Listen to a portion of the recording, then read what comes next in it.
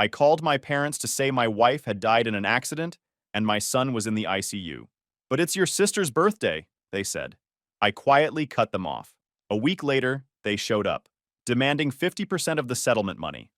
Hey Reddit, I've been thinking about posting this for months. It's been almost a year since everything went sideways, but I need to get this out there because it was so messed up that even now, I can barely believe it actually happened. I'm 32 male, a carpenter doing custom residential work around Phoenix. Good trade, solid money. Built everything from wine cellars for rich clients in Scottsdale to custom cabinets that cost more than most people's cars.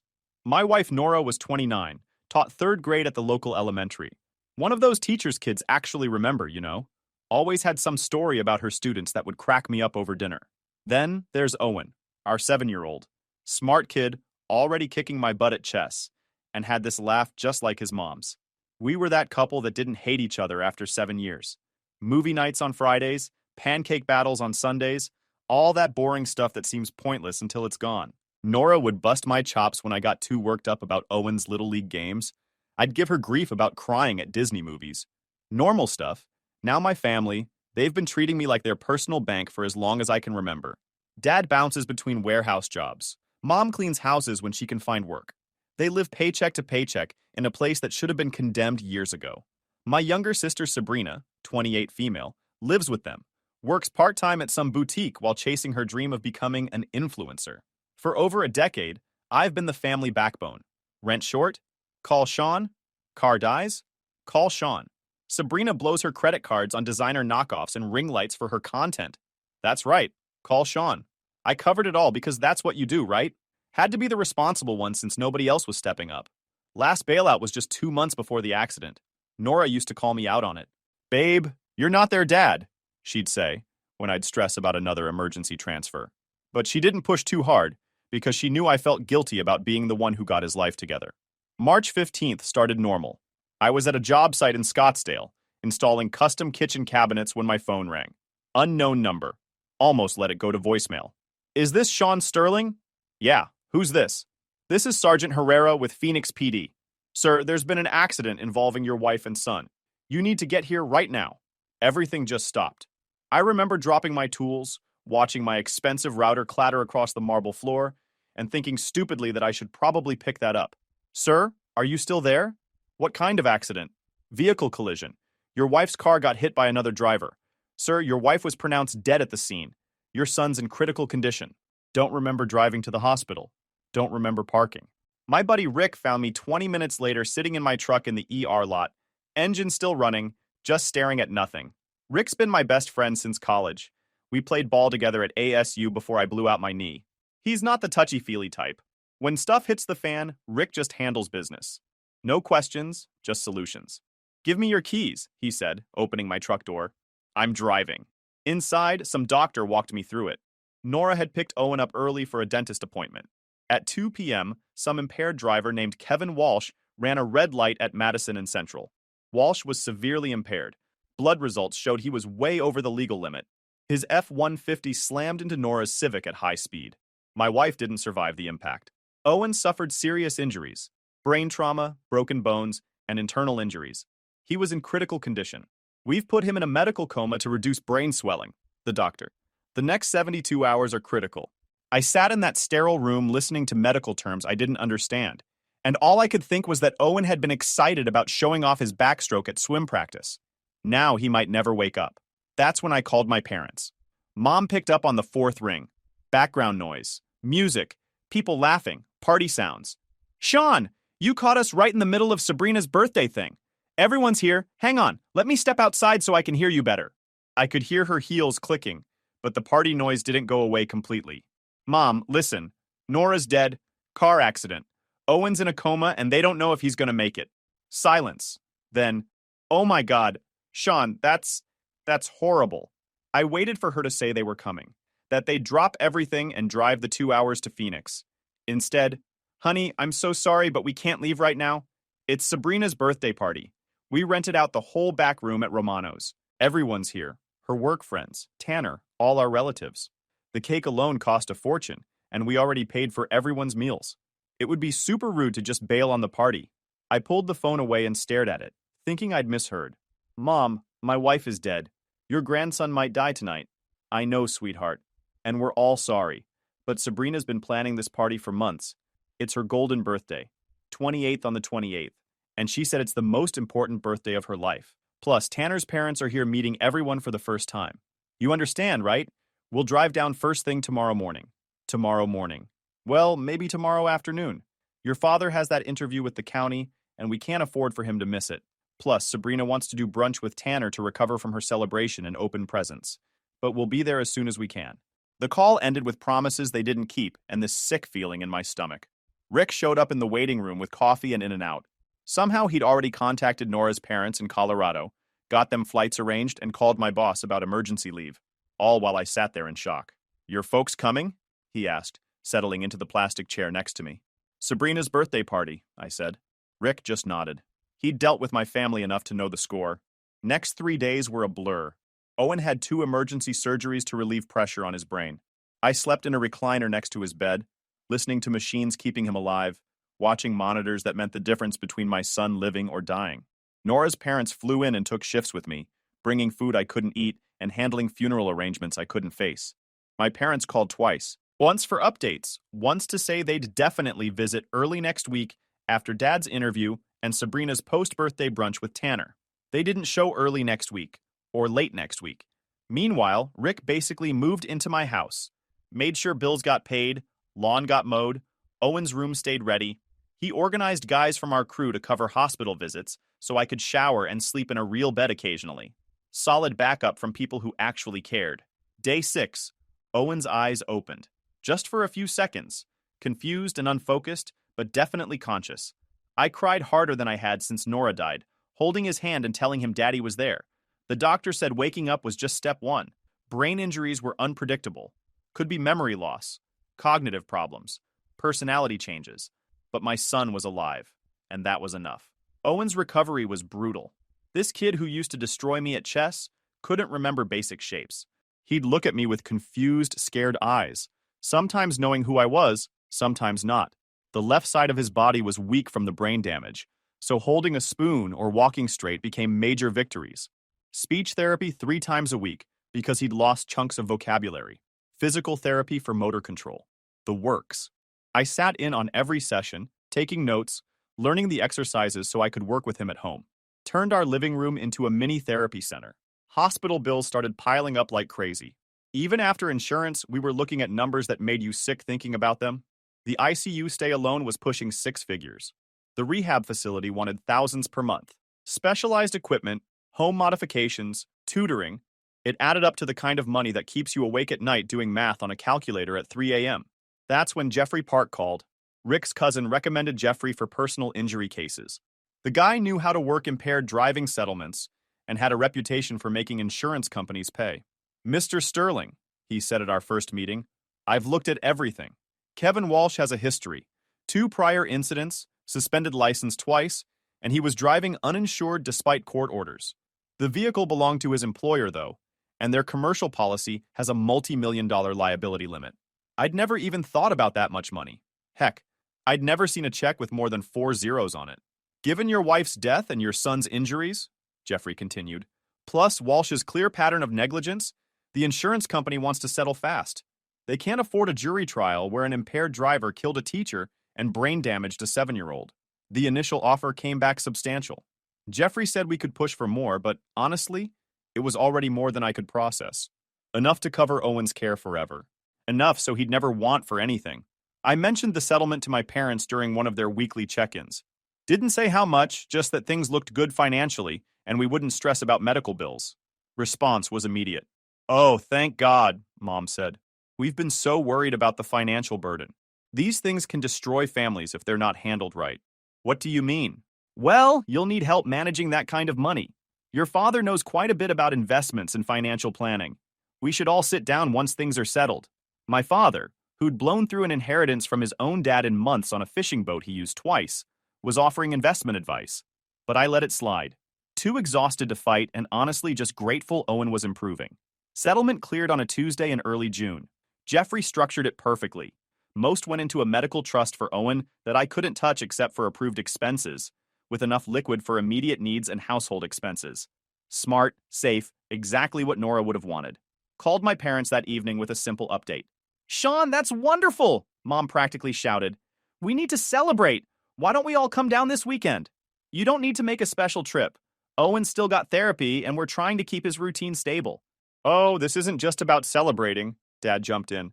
Must have been on speaker. We need to discuss the family situation. These settlements involve a lot of considerations. What do you mean? Well, Mom said, family support structures. Making sure everyone's taken care of during recovery. Sabrina's been having such a hard time since her birthday. Realizing she's almost 30 with nothing to show for it really hit her hard. And your father's been having back problems. There it was. Should have seen it coming from a mile away. The settlement is for Owen's medical care. Of course, but these awards are typically much larger than actual medical expenses. There's compensation for emotional distress, family suffering, loss of consortium. It's not all earmarked for medical bills. The idea of my parents getting a piece of that made me physically sick. We'll talk when you visit, I said, ending the call. This weekend then, Mom said. We'll drive down Saturday morning. They actually showed up. All three of them, Mom, Dad, and Sabrina, rolling up in Dad's beat-up Chevy like some discount intervention team.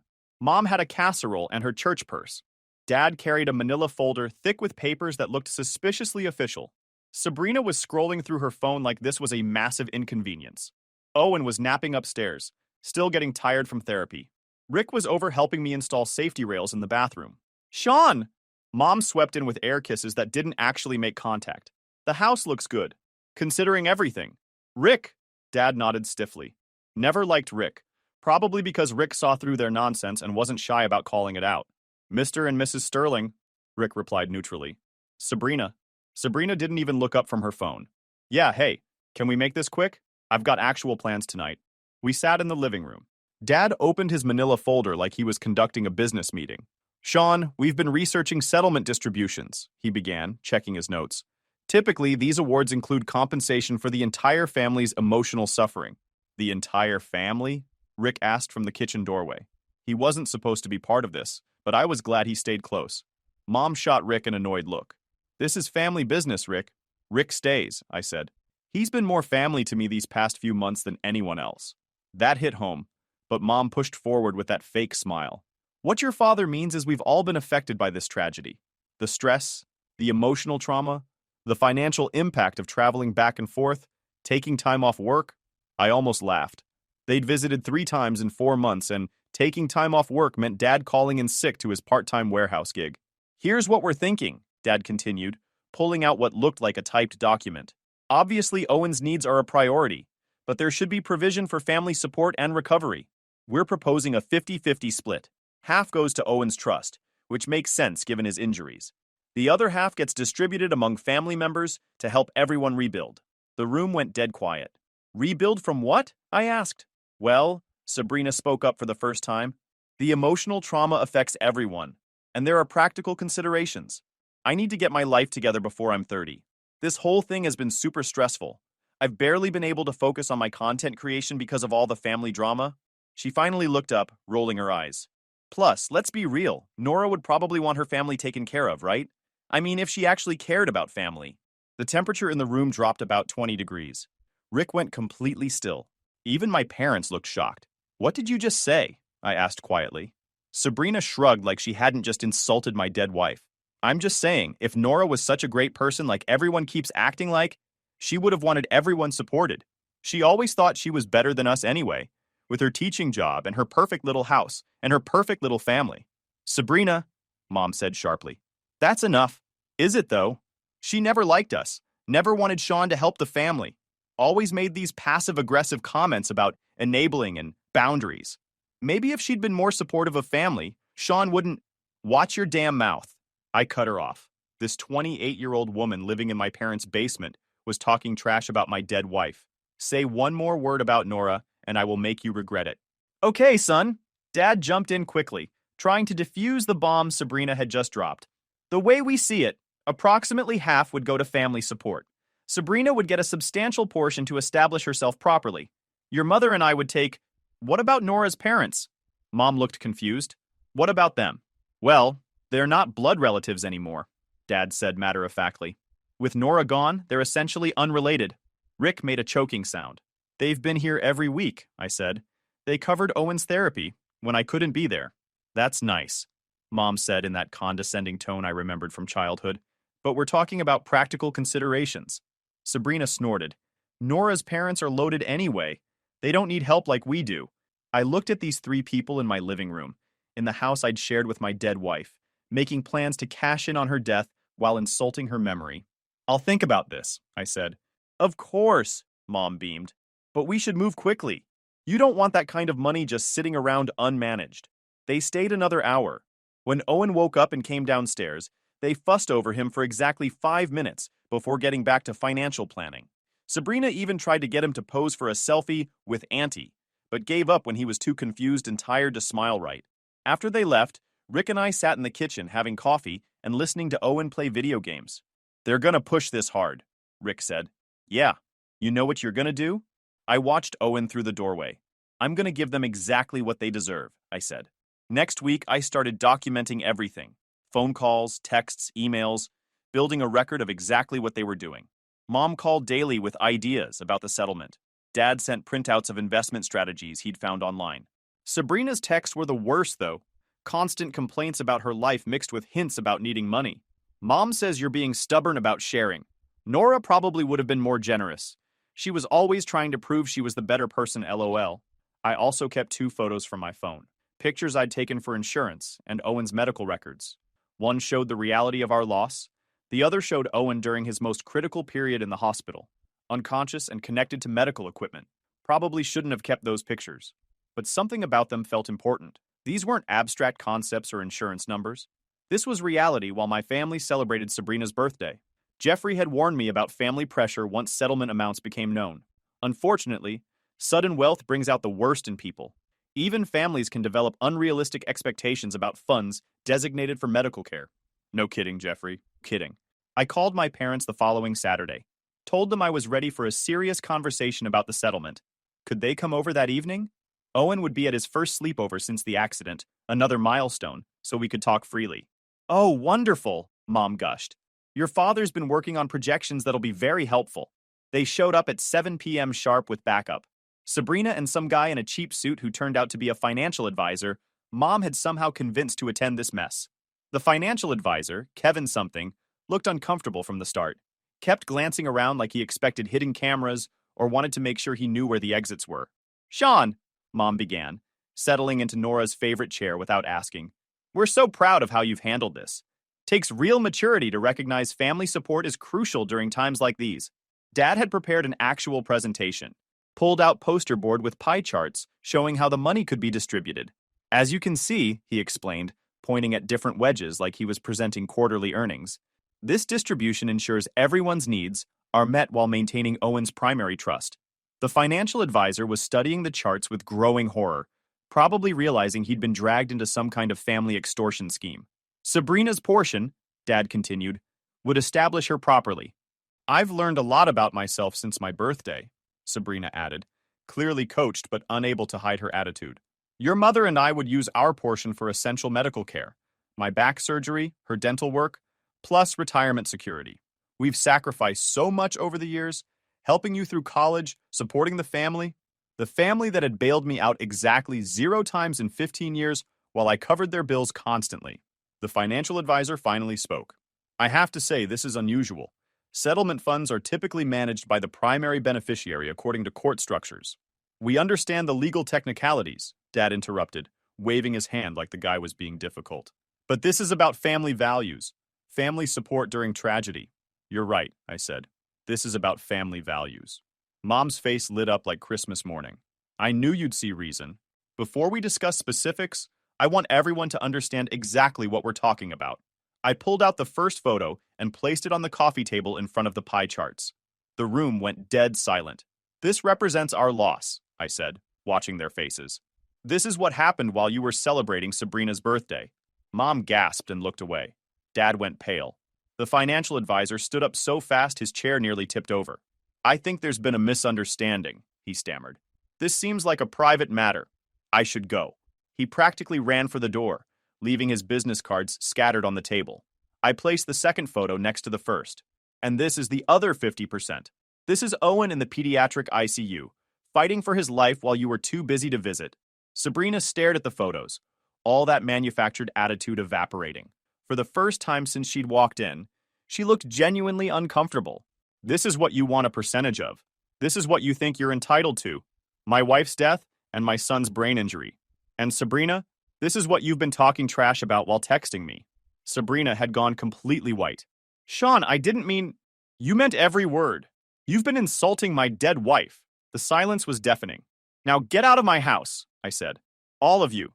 Don't ever come back. They left without another word, abandoning the pie charts and business cards on my coffee table. I gathered them up and threw the whole pile in the fireplace, then sat in the dark thinking about Nora and what she would have said about this mess.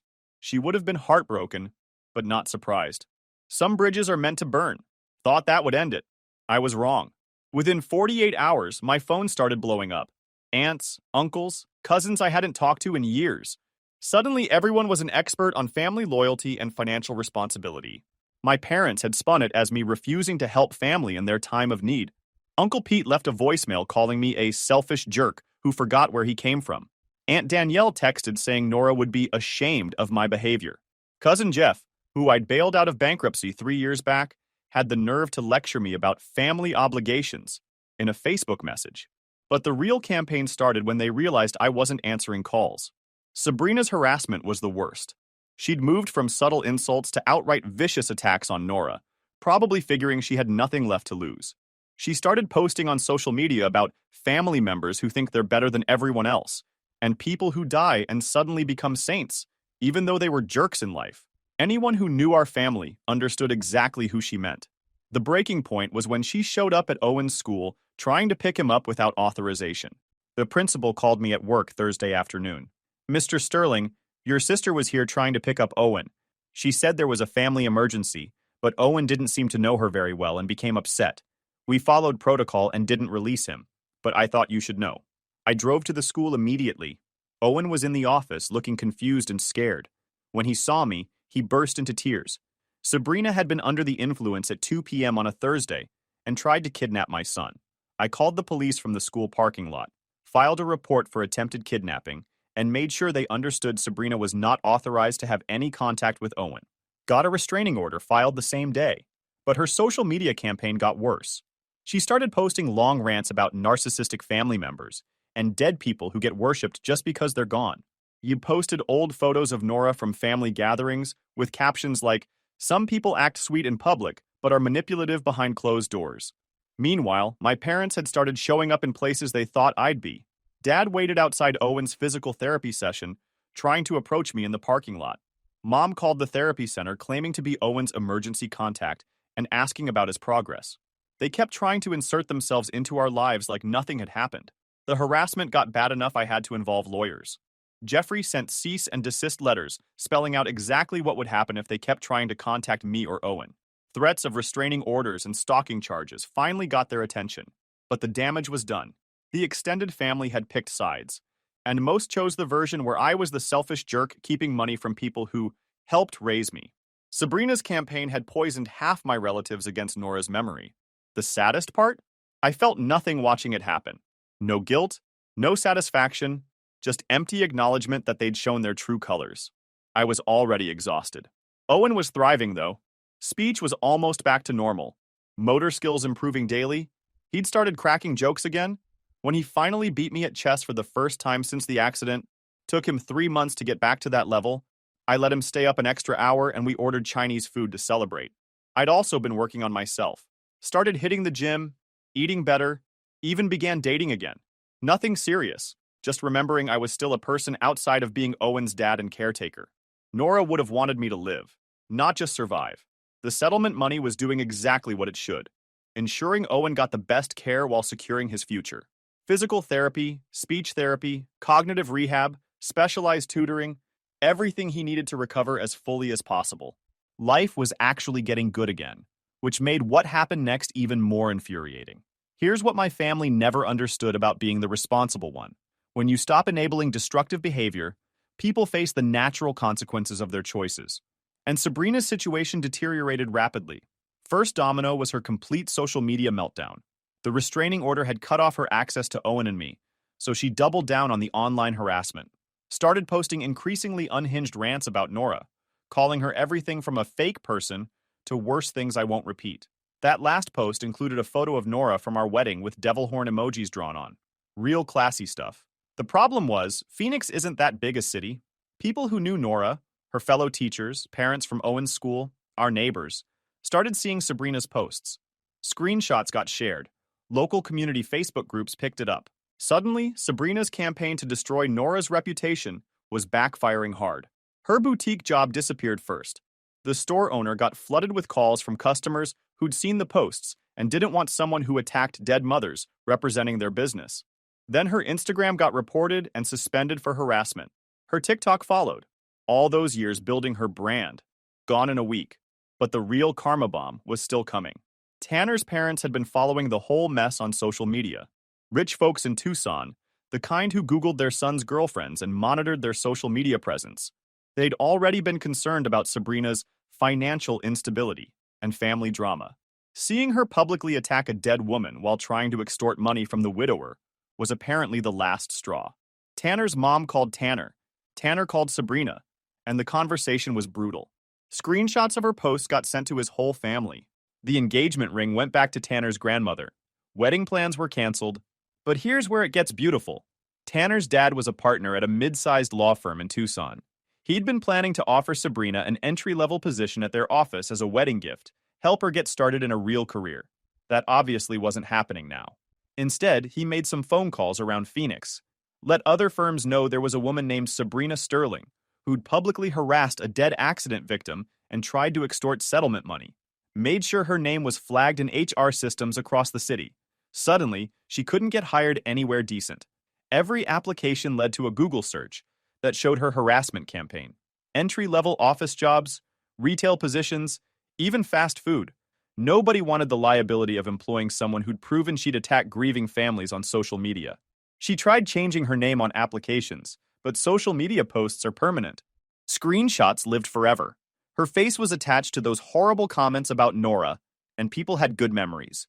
By August, she was completely unemployable. Living with my parents full-time, no income, no prospects, watching her social media accounts dwindle as people unfollowed the crazy woman who attacked dead mothers. Her influencer dreams were dead, her reputation destroyed, her future ruined. The personal issues got worse. Day drinking turned into serious problems. First incident in September, lost her license and got mandatory counseling. The second incident in November led to legal consequences and court-ordered treatment. My parents couldn't afford the legal fees. Meanwhile, my parents discovered what life looked like without their monthly Sean bailout. Dad's back surgery got postponed indefinitely. Couldn't afford the deductible. Mom took on extra cleaning jobs to cover basics, working for rich ladies in Scottsdale who paid her to scrub toilets while their kids went to private schools. 3 adults with no money, no prospects, growing desperation. Sabrina blamed everyone else for her problems. Nora for turning me against family, me for abandoning blood relatives, Tanner for being classist. Never once did she take responsibility. The family social media campaign backfired too. When you publicly air your financial desperation while attacking dead accident victims, people avoid you instead of helping. Church friends, neighbors, extended family, everyone got real busy when my parents came around looking for handouts. By winter, they were facing eviction. 30 days to come up with back rent or find somewhere else to crash. That's when real desperation kicked in. And my sister, with serious problems and unemployable and facing homelessness, decided to make one last desperate play. December 20th, almost 9 months after the accident, Sabrina showed up at my door alone. Not with my parents this time. Just her, looking like she'd been living in her car. She'd lost weight. Hair was greasy, clothes were dirty, hands were shaking. Classic rock-bottom look, but her eyes still had that same entitled rage. Owen was at a Christmas party with his classmates. Another milestone in his recovery. The kid was doing so well the doctors were talking about clearing him for contact sports by middle school, none of which Sabrina knew or cared about. "Sean," she said, swaying slightly on my porch, "we need to talk." "Nothing to talk about." "Please." But even her begging sounded angry. "Just 5 minutes." I let her in. Kept her in the entryway, though. She wasn't getting comfortable in my house again. "I messed up," she said without preamble. "The posts, the things I said about Nora. I was upset and angry and I messed up. No kidding. But it wasn't all my fault. You cut us off with no warning. Left us to struggle while you sat on millions of dollars. Family doesn't do that to family. There it was. Even at rock bottom, she couldn't take full responsibility. Still had to blame me for their choices. I posted those things because I was desperate. Because you abandoned us when we needed help. Nora would understand. She was a teacher. She knew how desperation makes people do crazy things. She'd forgive me for the posts because she'd know I was just hurting. She was compassionate like that, even if we had our differences. I stared at this pathetic woman in my entryway, still invoking my dead wife's name after spending months calling her horrible names on social media. I'm just wondering, how do you still have the nerve to show me your face, Sabrina? Her face went red. I was desperate. People say stupid stuff when they're desperate. You know what it's like to lose everything. I lost my wife and almost lost my son. You lost your job because you disrespected my dead wife. It's not the same thing. You're right. It's not. She started crying. We're getting evicted next week. Mom's working 3 jobs, but it's not enough. Dad can't work because of his back. I can't get hired anywhere because of those screenshots. We need help. Too late. Ty said, you have to leave now. I didn't mean it. I was angry about Tanner, about losing everything, and I took it out on her. But she's dead, Sean. She can't be hurt by words anymore. We're alive and we're suffering. That's when I understood how completely broken she was. You want to know what Nora would really think about this? I asked. Sabrina nodded eagerly, probably thinking she'd finally found an angle that might work. She'd think you're exactly the kind of person she tried to protect our family from. She'd think you attacking a dead mother while trying to profit from her child's brain injury proves she was right about your character. And she'd think Owen and I are better off without you in our lives. The hope died in her eyes, replaced by pure rage. Screw you, Sean. Screw you and your dead wife. She turned you into a selfish jerk. That's when I snapped. I grabbed her neck. Don't you dare! Then I opened the door and shoved her out. Get the hell out of here and never show up around me or my son. Because if you do, I promise you I will make your life hell more than it already is. She looked like I slapped her. Stood there like a wounded dog. You're really gonna let family become homeless rather than share blood money? Sean, you can't. Get out! She left screaming how karma would get me eventually. I watched her stumble to a beat-up Honda I didn't recognize, probably borrowed or stolen, and disappear into the night. 2 days later, Rick called with news. Sabrina had been arrested for public intoxication and assault.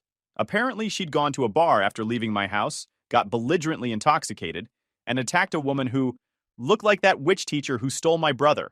Spent Christmas in jail. My parents? They tried to call for bail money. I didn't answer. They showed up at my office on New Year's Eve, looking like they'd aged 10 years in 10 months. Security escorted them out. Last I heard, they'd moved in with my aunt in Flagstaff, sleeping on couches and working odd jobs. Sabrina was in a court-ordered rehab program, facing assault charges and still unemployable.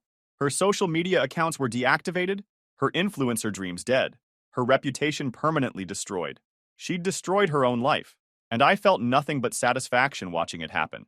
Owen's doing amazing now. Full recovery, the doctors say. Still some minor motor skill issues, but his brain is basically healed. Rick checks on us every day. Nora's parents call weekly to talk to Owen. That's what family looks like. Some people don't deserve forgiveness, no matter how much they suffer.